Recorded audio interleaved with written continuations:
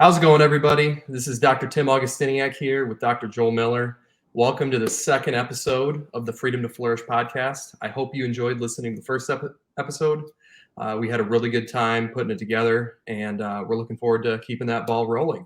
So, Dr. Joel, if you'd like to go ahead, just introduce yourself, and then we'll get moving.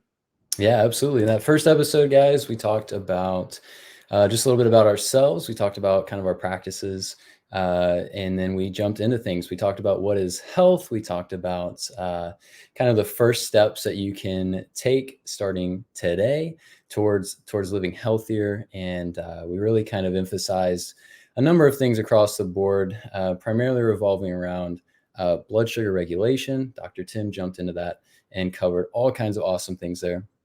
We talked a little bit about just the importance of whole foods and a number of other things there. I'd encourage you to go check that out if you haven't already. In this one here, we're talking about stress and anxiety, two super common issues and things that people deal with literally every single day. And one of the things that we love encouraging to people, to patients, to family members is that these things, stress and anxiety, they are something that you can absolutely overcome. But there's a couple key pieces of information and different things you can do in your nutrition and your lifestyle and things like that that can allow you the ability to do that. Stress and anxiety can take over so many different aspects of our health. And so we're going to jump into that a little bit today.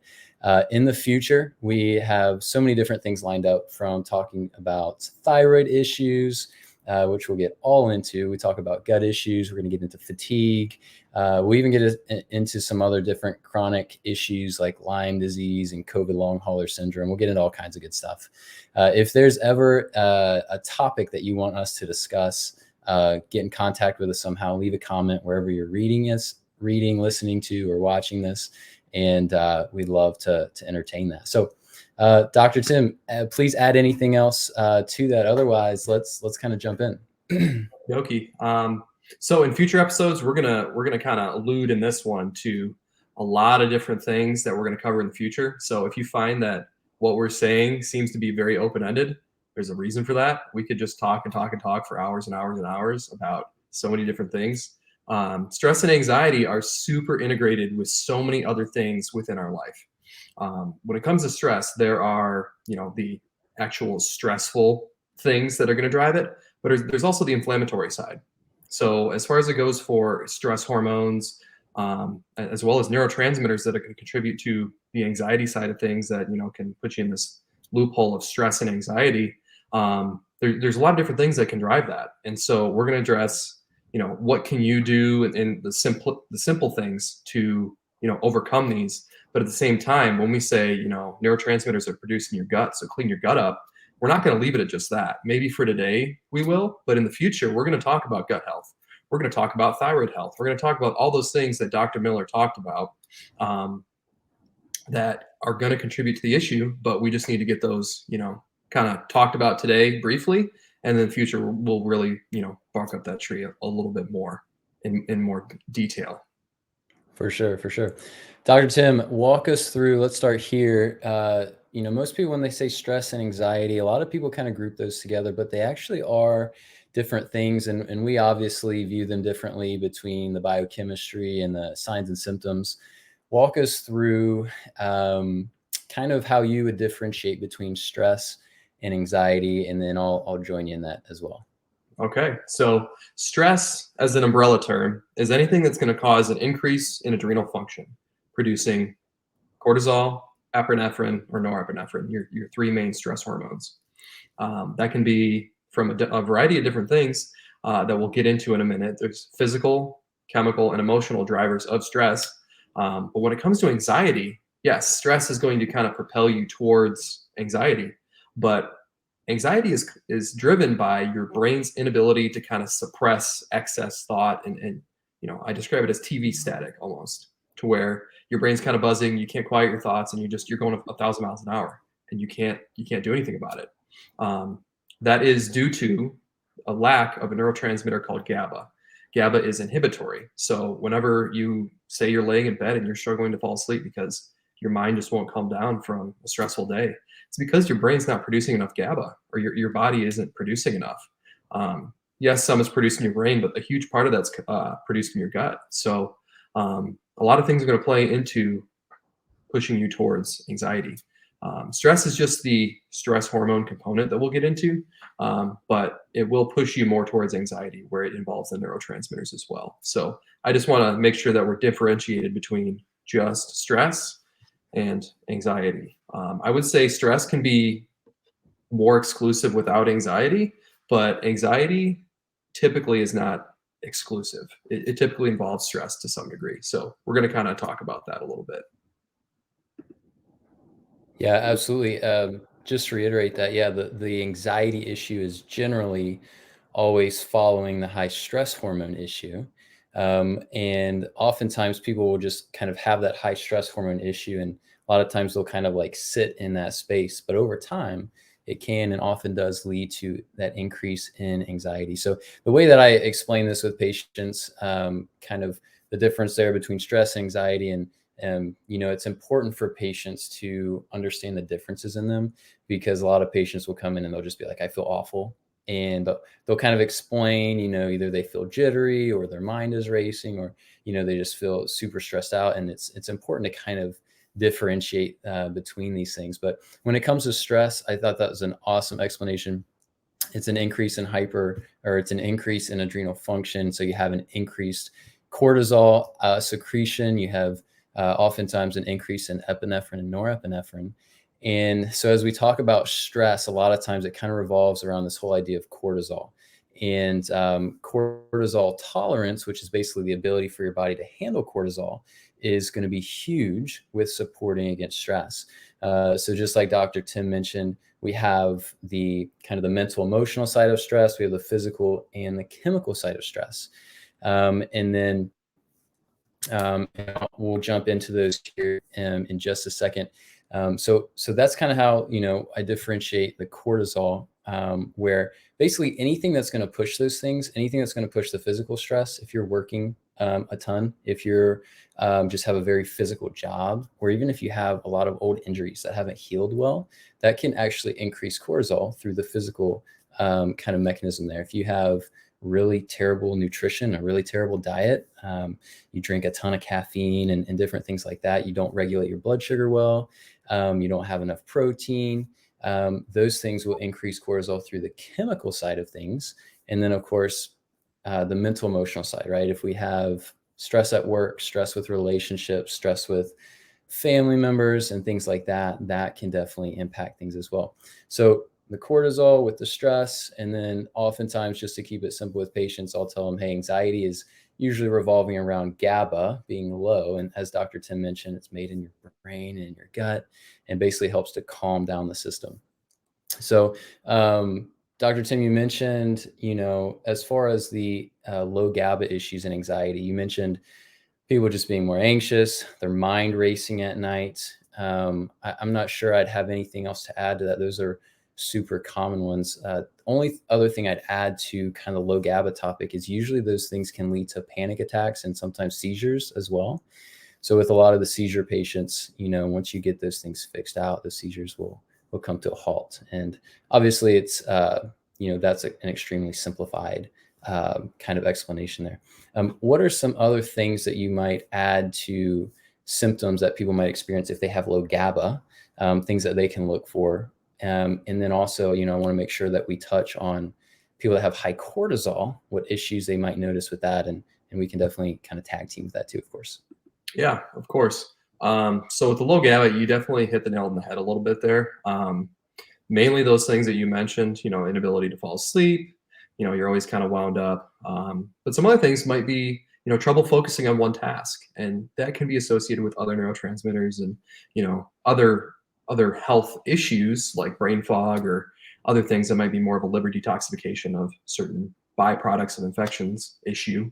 But it doesn't necessarily mean that that's the only thing driving it. Each issue is multifactorial. And yes, say, 90% of patients have an aldehydes or ammonium detoxification issue that leads to brain fog. There might be people that's not necessarily the case, where their issue focusing is centered around GABA. And so that is, where our job comes in, where, we're helping somebody work through this. And for some reason, something's not going as we thought. And we need to, pay attention to what's going on, listen to what the patient has to say. That's huge. And then kind of pivot without wasting too much time, and go about that issue a different way. So this is a huge common issue that we see in our practices all the time, the stress and anxiety. And most people, I'm not going to lie, it goes pretty smoothly because it tends to be a very heavily metabolic issue, or centered around that blood sugar or caffeine issue.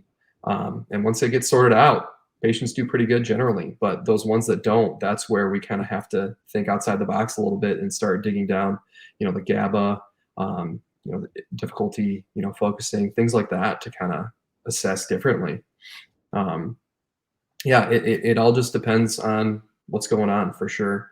When it comes to managing stress, I'd like to kind of reiterate what we talked about in the last podcast. So of those three kinds of stress, the physical, chemical, and emotional. Physical and emotional are two that, for the most part, aren't as big of an issue as the chemical. So physical, like Dr. Joel said, it's going to be somebody who's, working a really hard job, or has a lot of prior injuries, or say you're an Ironman athlete or marathon runner. That's going to inherently drive a lot of stress hormones. We can get that sorted out by, taking a break from training and all those things, or, maybe taking a break from work, taking a vacation. But when you get into the other stuff, emotional, what are you supposed to do about emotional? Say you're having, say you got 3 little kids running around in your house. I'd hate to say that, to some mom, that we can't help her because, she's got 3 kids and there's nothing we can do other than, take a vacation from her kids. It doesn't quite work like that. So the area to kind of dial in on when it comes to managing stress and anxiety, first step is always that chemical stress. So talk about, okay, how many cups of coffee are you having? Are you getting tired after lunch? Are you, waking up with good energy? All those things that are indicators for stress hormone tolerance, or a good circadian rhythm with our blood sugar. Those are going to be indicators of what we call dysglycemia.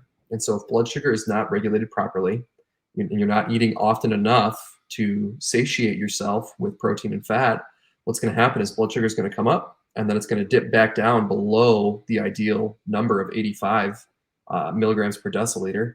When that happens, the adrenals contract, prop the blood sugar back up, and allow you to resume normal function for a while. But you're going to get jittery, you're going to get anxious, you're going to get hangry. All those things kind of follow suit when you're depending on those stress hormones to regulate blood sugar. So the first step in dealing with all this is regulating diet. And so the way that we do that is 3 meals a day, 5 hours apart, anchoring it in 35 grams of protein and 30 grams of fat. From there, if you're going to do any carbs, anything like that, you kind of modulate that to yourself. And so if you have too many carbs, you're going to feel like you ate Thanksgiving dinner where you got to go take a nap afterwards. It's going to cause an increase in production of insulin. Insulin makes you tired. And say you have lunch and you feel tired afterwards. Well, if you had 75 grams of carbs, let's bump that down to 50 next time to see if that helps. And that's kind of where your limit is. So once we kind of eliminate dependence on stress hormones there to regulate the blood sugar, it's going to increase stress tolerance for sure. But there's a lot of other things that are going to help, or it's going to help a lot of other things, such as liver detoxification, maybe some hormonal issues, or it's going to help out the gut depending on what's going on. So I think it's probably not a bad idea to get into what sort of other systems stress is going to play into through liver detoxification of stress hormones, as well as sex hormones, all those things. So Dr. Joel, do you have anything to add to that? Yeah, absolutely. No, that's great. The blood sugar is huge when we talk about regulating and maintaining and balancing good, healthy cortisol levels. I think one thing that's important to remember is cortisol. A lot of functional doctors will talk about cortisol, and it's usually always in bad light. Cortisol it's a natural thing. It's a healthy thing. Our cortisol is supposed to be a little bit higher in the morning. That's what helps us wake up and get out of bed. And then of course, it's supposed to balance down as we go throughout our day. And as it gets lower in our day, then melatonin starts coming up, and then we get sleepy and get a deep sleep and all that good stuff. So cortisol is good. It's healthy, but it's obviously what we're talking about here is an excess. And so just wanted to touch on that. Yeah, blood sugar is huge. I know we both talk about protein intake quite often, and specifically, I'm always telling patients, if it's a male, usually at least 100 grams of protein a day is what you're going to need. For females, I usually tell them to really hit at a minimum 75 grams, but really you want to aim for 100 as well. And then, of course, the more active you are, the higher stress kind of lifestyle you have, maybe between work and other things, you generally want to increase the protein even more with that. And so that's something that we often talk about, and seems like we can't reiterate that enough because of how it impacts things. One of the interesting things that will always stick with me is the basically the metabolic function, where when you have higher cortisol levels, because of blood sugar issues, cortisol will actually go to your muscles. It'll break them down. It'll send those amino acids to your liver to be turned into sugars so that your body can use it, because that's what happens with that sympathetic fight or flight response. And then what happens after your liver turns it into glucose or into sugars to be used for fuel, your body doesn't actually need it. And so it then stores it as fat. So yeah, we talk about hormones, blood sugar, and cortisol regulation is huge.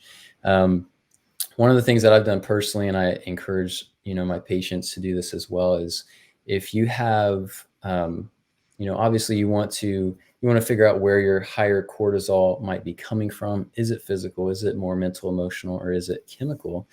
And a lot of the time, we can address these things through the chemical side of things. But even in that, it's important to have an understanding and idea of where that's coming from in your life, but then how you can address and support against some of those things. I don't know about you, Dr. Tim. I've seen a lot of people have old injuries, whether it's from a car accident, sprained ankle, different things like that. And those injuries in their body actually increase cortisol, actually put their body in more of kind of a fight or flight state. Is that something that you've also seen with your patients as far as the physical side of things there? Yeah, for sure. It's not always the go-to for me. I have seen it for sure. I actually have a veteran that I'm working with right now, and he's been through the ringer with their rucks that they used to go on, and he's got a whole bunch of issues that he's dealing with and that we're kind of working through. So the physical component, yes, absolutely is way up on the list.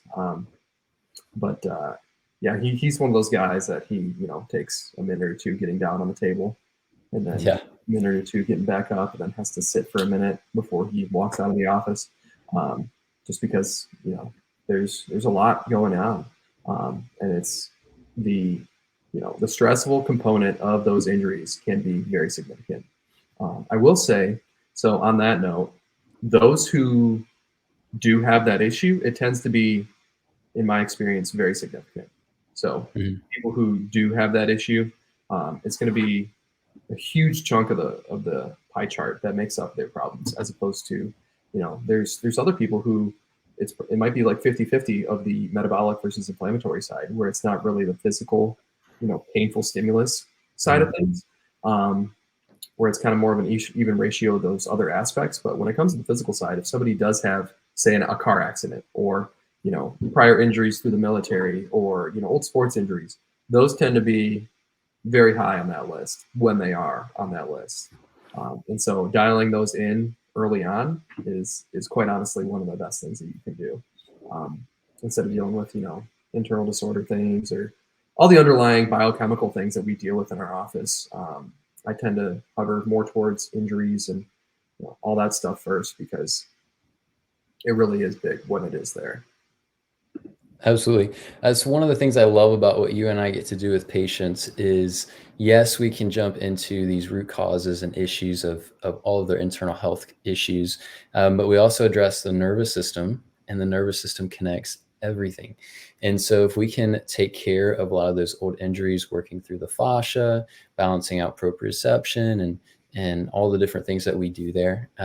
I've seen that do wonders for people. I've actually seen that when that is one of the major issues for somebody. I've actually seen that by addressing the fascial imbalances, I've seen that actually resolve their internal or chemical type complaints.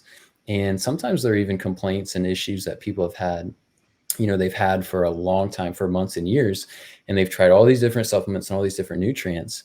And it's like, wow, it really goes to show you how important the fascial system is, how important proprioception is, how important all that neurological feedback to your brain is in regards to your nervous system and it functioning as healthy as possible. So the physical side, super important when it comes to stress and cortisol. Tell me, let's jump into this for a second. Let's talk about cortisol and the biochemical side of things, which I think is extremely common as well to increase cortisol. So you talked about blood sugar dysregulation. You've talked about inflammation. Let's talk about some of the other things we've seen cause an increase in cortisol issues. I've seen and I know you have too, we've seen infections, right? So whether they're parasites or bacterial issues, fungal issues, or even viruses, whether it's an Epstein-Barr virus or COVID or a number of other different types. And then toxicities. You mentioned the aldehyde toxicities. Now I'll have you jump into that a little bit more, explain that a little bit more, as well as the ammonia toxicities, which are both huge things to talk about. I would say, when someone has high cortisol issues, I'll see a number of those things come up with those patients. And after we address those things, man, their cortisol tolerance, their ability to handle cortisol, their overall cortisol decreases and overall cortisol tolerance increases. And they're so much healthier and in so much better shape after that. So between the infections, toxicities, is there anything else you've seen from a chemical perspective that you will address with patients that struggle with high cortisol issues? Yeah. So I'll briefly get into kind of like a simple version of the immune system talk that I give with my patients.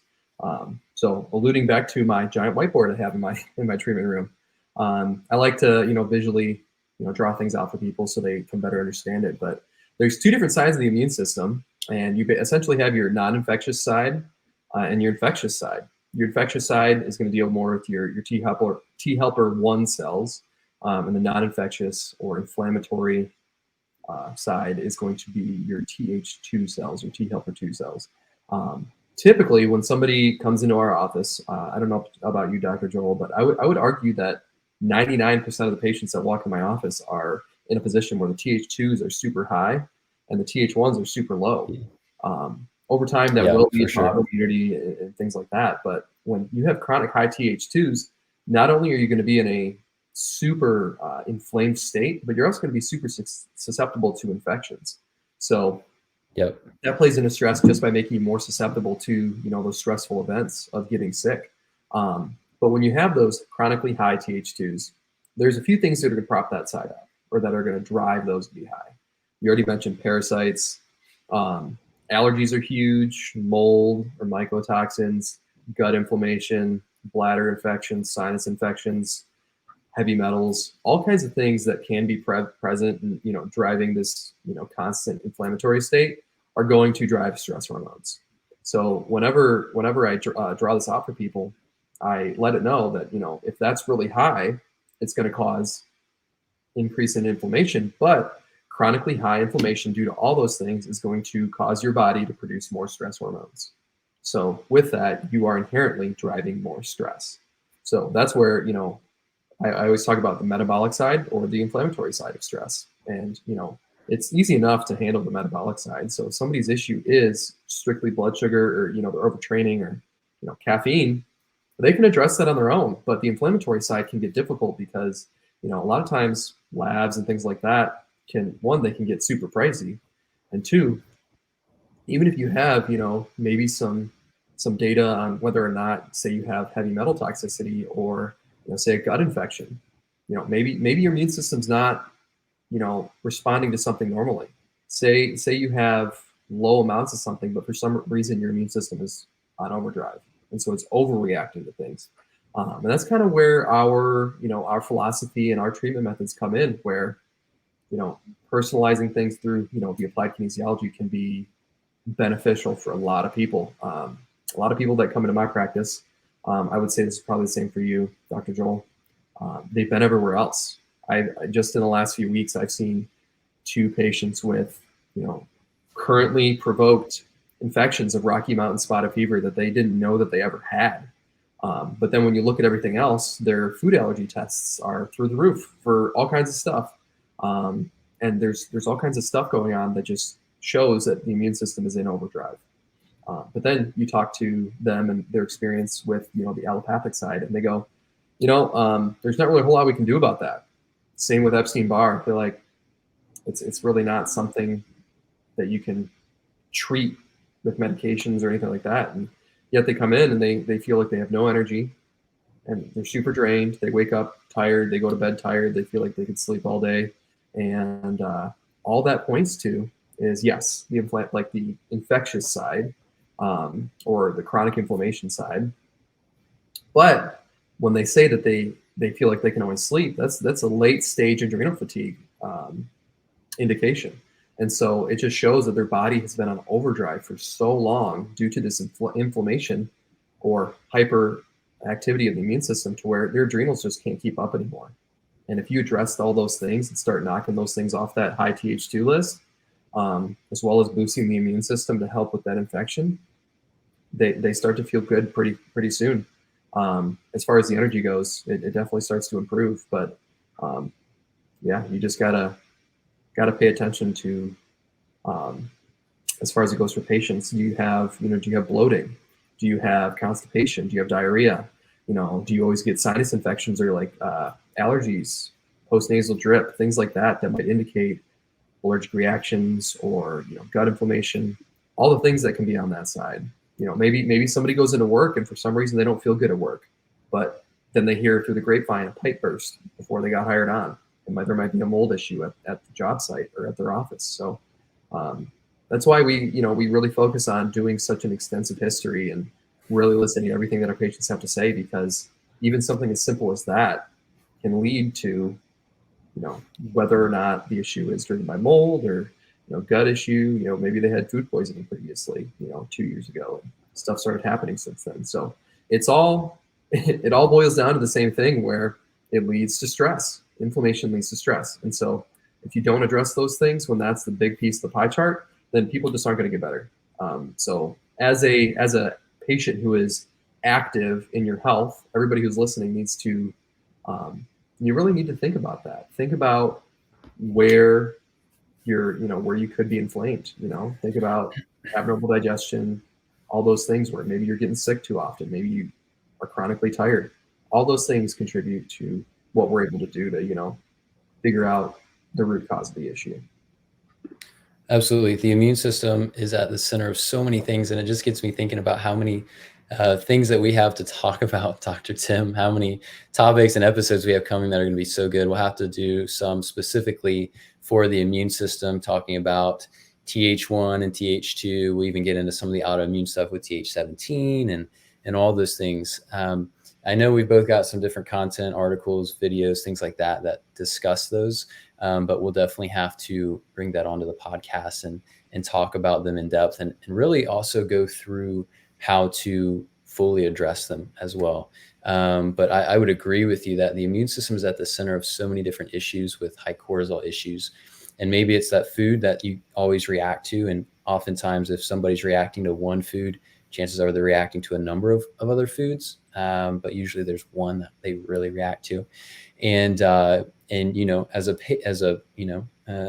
as you eat that food, you might notice, I react to that food, I feel worse, and that kind of thing. That would obviously be sign of a food sensitivity. The infections and understanding if you have those, obviously, if you're always getting sick or you always have those different sicknesses like Dr. Tim talked about, that's a good sign that your immune system is pretty weak towards addressing those infections. So we'll get into all those different things down the road and really dig into the immune system. So far with stress and this hot topic of cortisol here, we've talked about the physical side of things. We've talked about the kind of internal chemical, nutritional side of things. Obviously, there's that inflammation component, there's blood sugar. I'm sure we could talk about food in general and just, cutting out processed foods, cutting out all these foods that are full of different chemicals and toxins, really focusing on whole foods. Let's chat about kind of the mental, emotional side of things. I'm not sure you and I have ever talked about this, so this will be good. This will be very organic. What are some of your thoughts on things as far as mental and emotional stress? What are you encouraging patients to do to try to help support those things? Typically, the first step is always addressing the chemical side. If the chemical side resolves, typically people will see a decrease in the emotional side. But there are, those patients that don't normally respond that way. And that's where I think this is probably a good step in the right direction for talking about some nutritional things that we can do to help manage stress beyond just the dietary changes. So if something is not budging and you are still experiencing that emotional stress and you can't get your mind to calm down, there's a few different supplements or herbs, things like that will definitely help. We'll get to those in a minute, but as far as it goes for, just strategies that I, tell patients to do on their own without nutrition, things like that. Meditation is a huge thing, where patients can just, find time, even if it's just for 5 minutes, just to sit and be without thoughts, try to let their mind go blank and just breathe. I'm sure we'll get into this at some point, but diaphragm breath work is something that we use quite a bit with a lot of pain issues as well as chronic stress issues. And it just depends on, what's going on with that patient, if we deem that as necessary. But, finding a position where the patient feels they can just relax and breathe naturally through their diaphragm is huge. A lot of people do not breathe properly. We'll get into that more later on, but trying to focus on breathing through your diaphragm, through your belly, instead of through your shoulders is going to be huge for increasing parasympathetic tone or rest and digest tone, which can help you in turn decrease stress and calm those stressful feelings, calm the excess thoughts, and just be present.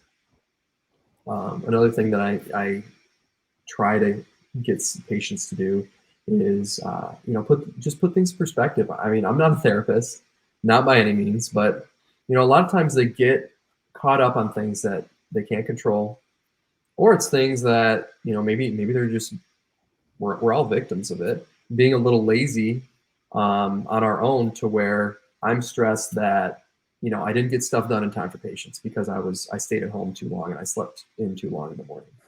Being more punctual with what we want to do in our time frame throughout the day can make a huge difference to decrease stress. That way you don't have to, leave yourself only 15 minutes on your 14-minute commute. So you're going to be late regardless. Try to get there a little bit early so you have time to just ease into your day. And if you hit traffic, so be it. You've got extra time. Those are all, I think, pretty good strategies to decrease stress, and just giving yourself ample time, waking up on time, but that goes along with going to bed on time. A lot of people who are in this chronic stress state and super anxious, they just don't want to put the phone down at night, and they just sit there scrolling through Instagram or Facebook all night. And not only is that negative for stress, it's negative for sleep. Causes, the blue light causes the body to think that, it's daytime. It might secrete some cortisol to keep you up longer. It's just not a good thing. So putting the phone down, maybe using some blue light glasses, things like that later in the evening are some great strategies that you can do on your own to decrease stress, help sleep, and get that schedule right. Yeah, that's great. Meditation, of course, awesome. I agree with you there. One of the things that I've actually seen really, really help people that have different emotional and mental stressors is if you get the blood sugar right and you actually get the nutrition right, it's amazing how people will be able to handle the mental and emotional stuff so much better. It's really, really huge. And so, but like you said, there are some patients that will see that it actually turns out that some of their root issues actually are rooted in some of the more mental, emotional sides of things, to where, they've got their nutrition right, they've got their blood sugar regulated, they're getting enough protein, they're doing some of the other things that, we'll talk about here in just a second about how to really balance and handle stress and cortisol. They're doing all the things right, but they still have this cortisol issue that's stemming from this mental, emotional space. I love that you mentioned a lot of the practical sides of things. I think sometimes we become overwhelmed and we forget the practical side. So a lot of times with patients, I'll just ask, like, okay, actually in every first visit, I'm going through, okay, we're talking about stress, and then I'm just asking, what are your top sources of stress? And sometimes just kind of talking through that, it helps the patient out. But it's also good to just kind of think out loud and think, well, work's really stressful because, I always have these presentations, or school stressful, I have these assignments and different things like that. And you can actually just kind of talk a little bit and realize that if you were to prepare a little bit better, it would actually help your stress a ton. And I think that it is good to have a mindset that you can only control what you can control. But then I would even push that a little further and say, hey, focus not only on don't focus on the things you can't control, but focus even more so on the things you can control, and take advantage of those things. And then you can help handle stress so much better, just practically, just understanding, hey, what causes you to be stressed and what are some easy steps you can take to kind of help negate those things. Journaling, I know, can be really helpful for people. If people have a relationship with God, I always encourage them, hey, spend time in prayer, talk with God about those different things, and really pursue that. Meditation. I think we've covered the big pieces here. I think there's a place and a time and place for kind of counseling and therapy and things like that. And if I have a patient that I think, hey, this, we got a lot going on here, I really think seeking out that professional help would be a great next step. I'll definitely mention it to them and at least see what they say. Sometimes people know that in the back of their head that they need to pursue that, but it just helps someone else to say it. And then other times people come back and say, yeah, but I actually think this is what's most important. It's amazing, Dr. Tim, how patients usually kind of know what's going on and they kind of know what they need. And sometimes we just kind of have to pull that out of them, which is kind of funny how that works. But yeah, so that's the physical sources of cortisol, high stress. That's the chemical sources of stress, the mental, emotional. Let's talk a little bit more about this topic of GABA. I'll kind of start us off here and talk about how the body makes GABA. And then Dr. Tim, I'll have you kind of go into a lot of the reasons for low GABA. You've already mentioned some, but I'll have you go into a little bit more if there's anything else to add there. GABA is made in your brain and your gut. It's made from something called glutamate.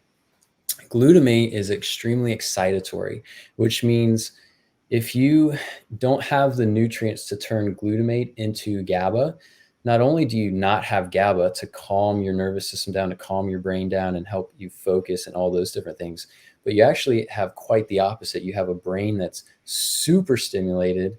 You have a brain that's always running. You can't shut it down. And so it's interesting how not only do you not have that calming effect, you actually have the exact opposite because you have an increase in glutamate. Things that are going to help with that we call those cofactors. We've talked about some of those cofactors before, I think, being zinc, magnesium, B6, things like that. What are some things that you've seen, Dr. Tim, that can really lead to these low GABA issues in people that ultimately lead to the anxiety and panic attacks and so on? Yeah, so those cofactors, zinc, magnesium, and B6, are, if you're familiar with biochemistry to any higher level degree, most people understand that those are integrated in basically every bodily process that makes us feel good. So I'm sure we'll get into this at some point, but methylation, huge, huge, huge. Magnesium, B6, both. I think zinc is in there as well. All up there. So if you are chronically depleting all of your antioxidants in your body, or you have low methylated B12 and B9, you're gonna need more zinc, magnesium, B6, and deplete those, stores that you have going on, which is going to inhibit your body's ability to produce or convert glutamate to GABA. Zinc, magnesium, B6 are also found in the essential fatty acid metabolism pathway that is going to help produce good inflammation and clear it out. So then that way, say physical stress is your big component that is leading to stress, your aches, pains, prior injuries. If you can't clear inflammation naturally, or you're constantly having to clear too much of it, you're going to deplete zinc, magnesium, and B6, which is going to lead your body to not be able to produce GABA. All of these different processes that go on elsewhere that use the same nutrients are going to take priority over GABA or dopamine, serotonin, all those other neurotransmitters. Because think of it this way, your body is focused on survival now. It doesn't matter if you're depressed. It doesn't matter if you can't sleep. Your body wants to survive right now. And if your body deems clearing inflammation as being more important, it's going to deal with that first.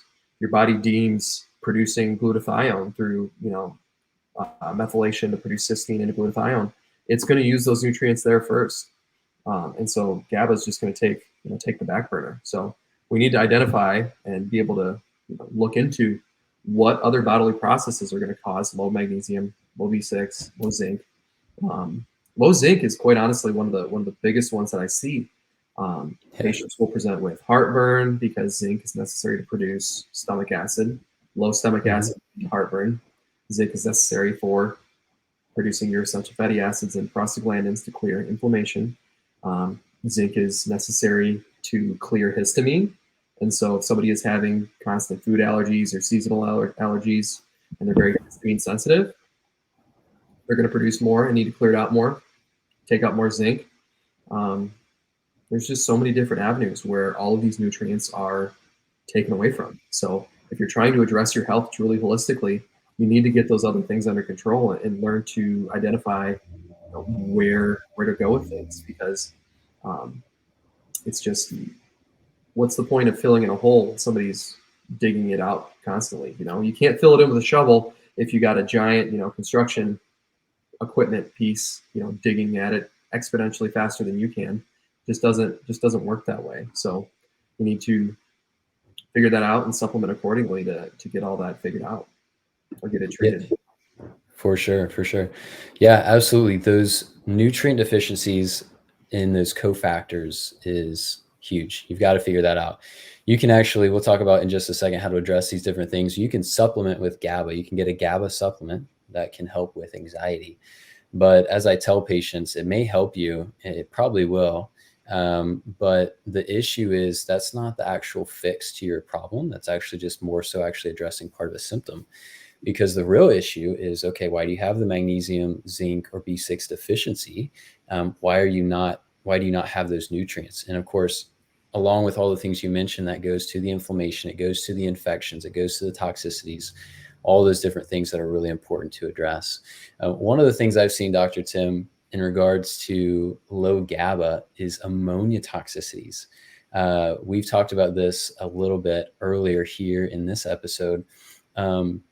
But obviously ammonia can be a pretty big deal. We're not talking about ammonia, the cleaning product. I always tell patients that because I'll say ammonia and they kind of think for a second and it's like, what's that have to do with this?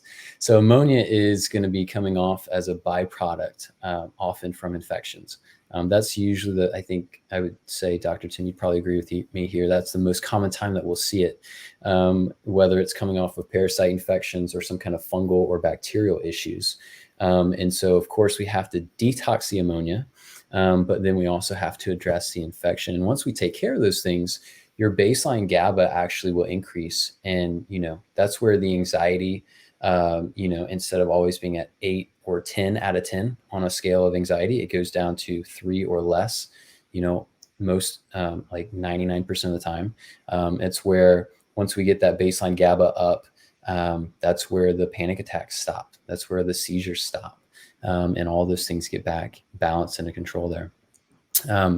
So Dr. Tim, real quick, anything to add to that piece before we move on to start talking about how we can address and support against the stress and the GABA issues? I think you kind of hit the nail on the head there. The last thing that I would add, so the reason that ammonium or detoxification is so important when you have those infections and all that stuff, don't think necessarily that the infection is using ammonia to kill it off or whatever that is, like the cleaning product might. The ammonium detoxification or ammonium toxicity is due to tissue breakdown. So it is produced through a protein metabolism pathway in your body, and it happens naturally.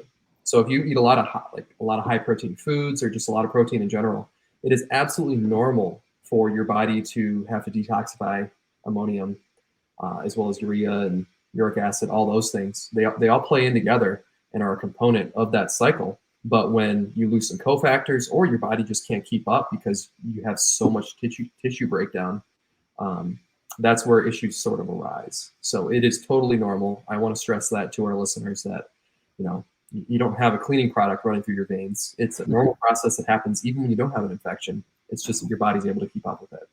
And a lot of the process is it's due to protein breakdown, and then you'll produce things like urea, which is lost in urine, and all those things. So anyway, I do think it's a good idea to move on into what we can do to kind of address this in other ways. So we talked about how to eat right to to mitigate stress. You kind of touched on a GABA supplement there. I'll talk about that again in a minute.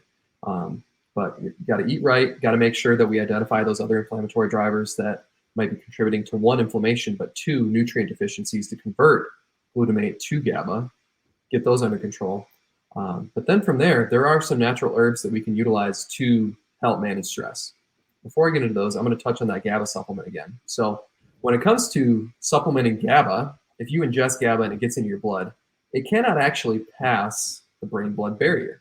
And so you can actually supplement GABA. I believe Pure Encapsulations has a good GABA supplement. If that ends up being helpful to you, that is an indication for brain inflammation, just the same as you would have gut inflammation or bladder inflammation. I'm sure a lot of our listeners have heard of leaky gut, and leaky gut is due to chronic inflammation due to food sensitivities, gut infections, things like that. And whenever you're chronically inflamed, it can not necessarily attack, but it can mess with other tissues as well, and you can actually get leaky brain. And so if GABA helps, it actually means that it is leaking through what should be a very tight membrane from your blood into your brain, and ends up being helpful, which you might think is a good thing, but it just means that your brain is inflamed due to just being in a lot of inflammation in general. So that is a good test, just for the sake of seeing if it does help, as an indication of pretty heavy inflammation. So if it does help, I guess you can use it and see how that does to help with your stress in the long run. But that is an indication on our end to help you deal with a lot of inflammation. That is probably not the best thing for you. But anyway, getting into Dr. Joel, if you don't have anything else to add, I'll just get into the herbs and things like that we can utilize. Yeah, go for it. Cool. So there are herbs that are going to help with stress, and there's herbs that can help with GABA. So when it comes to stress, there is a classification of herbs that are called adaptogens. And so what those are, they are herbs that if your stress level is really high, they're going to help bring it down to a normal level. Whereas if you're on the low end of the spectrum, where you just can't get out of bed and you don't have any energy because your body's so run down on cortisol, it's actually going to help prop you up. Those herbs are going to be things like ashwagandha, holy basil, rhodiola root. Some people actually argue that milk thistle is an adaptogen as well. I don't see that necessarily being as helpful. Things like reishi or other mushrooms are adaptogens. Again, I don't see those as being as helpful. I really will see rhodiola as being one of the heavy hitter adaptogens that people really love. Ashwagandha is still helpful, but not quite as extreme as rhodiola. But then holy basil, it might help with the underlying stress, but I haven't really seen that help people feel a ton better. So if you're really going to try to feel a lot better and bring your energy up or calm you down, I would go with either ashwagandha or rhodiola root for sure. Those are definitely my recommendations. But when it comes to GABA, as well as those cofactors, that we mentioned before, zinc, magnesium, B6. There are some herbs you can use to naturally help your body push glutamate to GABA. Those herbs are going to be passion flower and valerian root. You can just take those and see if it helps you sleep. A lot of people, they just can't fall asleep because their brain just won't slow down. And as far as it goes for a good measure of whether or not GABA is the issue there, I see that as being the most helpful. Just have your patient take it before bed, or those who are listening at home, take it before you go to bed. And if you just your head hits the pillow and you fall asleep after taking that, and you normally take 30 minutes to fall asleep, we know GABA is an issue, and we know there's other things that we have to address. So that's my those are my go-tos for that, for sure. If it goes any deeper than that, it takes it can take a bit more thought and a bit more figuring out what's going on. But those, as far as it goes for those who are listening at home, that's a great place to start, I would argue. Yeah, definitely. I think Dr. Tim, I think if people can get their nutrition right, maybe try some of the adaptogenic herbs and different herbs to support GABA, I would argue that almost everybody is going to find benefit from that. And it's usually the patients that do that, they find benefit, and then either the benefit kind of wears off, or they try it and it doesn't help. Those are the patients that eventually find us. And that's where we have to do some digging. We have to figure out, okay, what's actually underlying these things between the inflammation and infections and toxicities? What's the stuff that we kind of have to fix and address first before their body can start healing and doing that. So yeah, with stress, I love rhodiola, ashwagandha. I probably see those be the two most common herbs that my patients need when they're testing for adaptogenic herbs. And then holy basil, I've seen that one as well. American ginseng is also one that I've seen from time to time. And then, we kind of have forgotten to mention these, but there's a couple of things from standard process that we love, right? Between the organic minerals, Mintran, Minchex, those are obviously super powerful things there that we, along with the herbs, you have to be very careful when taking different supplements like that, because they can be extremely powerful. When it comes to herbs in all my content, I'm always telling people, you have to be careful. I always recommend using these different nutrients while you're working with some kind of functional doctor so that they can help you through that. I've seen patients try things, different herbs, and to help with stress and things like that. But for whatever reason, their body doesn't handle it well, or it throws off something with their gut health or something like that. So generally it's best to work with a doctor in that, work with a practitioner in that. But at the same time, these can be extremely, extremely beneficial. So yeah, I think you nailed it though, as far as the herbs go, and supporting against cortisol and GABA. And then we already spent a decent amount of time talking about the importance of protein, 3 meals a day, making sure you're getting a good amount of protein and protein and fats, somewhat limiting the carbs. We've talked about the importance of that. Dr. Tim, this has been awesome. Talking about stress and anxiety. Is there anything else that we need to mention here? I think we've pretty much got these different things covered, and I'm sure there's other things we could mention, but I think we've pretty much got it all covered here. What do you think? Yeah, I think it's pretty much covered. There is one other thing that I kind of want to add for the sake of a bit of a cliffhanger for everybody at home. So when it comes to stress, yes, we can, handle the drivers of stress and help you produce less stress hormones, help your body deal with it. But there are some situations where the funnels in your liver that help detoxify things can become overloaded with toxins from infections, hormones, things like that. And there are some that share the purpose of detoxifying stress hormones as well as sex hormones. And so women leading up to their cycle, they might feel more stressed because that funnel that gets rid of estrogens as well as stress hormones might be kind of competing for that spot. And so in the future, we're going to get into more about liver detoxification and how that can contribute to stress as well. It just won't be the emphasis of the video. It's just a bit too much for us to cover today. We've already talked enough, definitely too much already. But yeah, so we're just going to talk about how, gut infections or hormones or metals, all kinds of things that are stripping your body's or your liver's ability to detoxify stuff are going to contribute to stress. So I'll leave it at that. I love it. I love it. So much more to talk about. We'll get into the hormones. We'll talk about overall balancing female hormones. We'll talk about supporting guys that have different hormonal issues with low testosterone. We're going to get into all of those things. Dr. Tim, this has been great. We're going to get back at it again here soon and get into some more really, really important topics.